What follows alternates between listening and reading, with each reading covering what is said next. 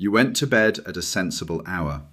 Your sleep tracker says you slept 7, maybe 8 hours, and yet you woke up feeling strangely unrefreshed, a little frayed, as though the night had not quite worked. Before you blame stress or your age, look at what you drank last night, because a single evening drink can leave the total on your tracker looking completely normal while quietly taking apart the second half of your night. And the second half is where a great deal of your recovery actually happens. Here is what is going on and the one simple change that protects it. Quickly before we get into it, if clear, evidence-led longevity medicine is useful to you, subscribe. It helps more people find this. And if you want to see where you stand across the 6 pillars that matter most after 45, including sleep, there is a free executive longevity scorecard linked below.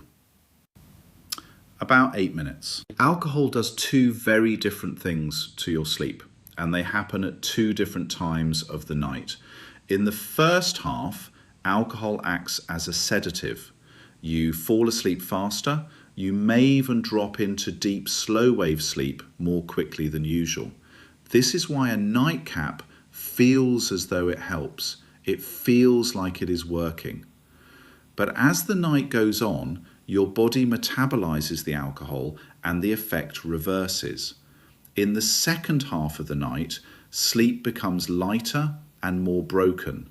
You wake more often, even if you do not fully remember it. And critically, your REM sleep, the stage tied to memory, mood, and emotional recovery, is pushed back and cut short. A 2013 review in the journal Alcoholism, Clinical and Experimental Research pulled together the studies on alcohol and sleep in healthy people. The pattern was consistent. At every dose, alcohol got people to sleep faster and consolidated the first half of the night, then disrupted the second half. The very first REM period was delayed at every dose, and total REM across the night was reduced at moderate and higher amounts. So your tracker shows 8 hours, and the number looks fine. But those 8 hours were not equal. The front half was sedated. The back half was fragmented and short on REM. That is why you can spend a full night in bed after drinking and still wake up feeling as though you barely recovered. The total was protected. The quality was not. And after 45, when sleep is already becoming lighter and more fragile on its own, an evening drink lands on a system with far less margin to absorb it. So here is the single change worth making. It is not necessarily about whether you drink, it is about when you stop. Aim to finish your last drink at least 3 hours before you go to bed, and earlier if you can.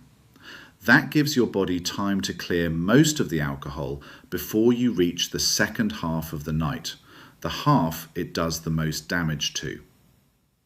2 things help in practice. First, front load the evening.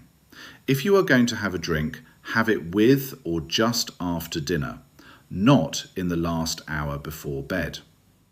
Second, put a glass of water between drinks, which slows the pace and reduces the total amount on board by bedtime. And if you wear a sleep tracker, stop watching only the total. Watch your REM and your second half wakefulness on the nights you drink against the nights you do not. The pattern will usually be obvious within a week.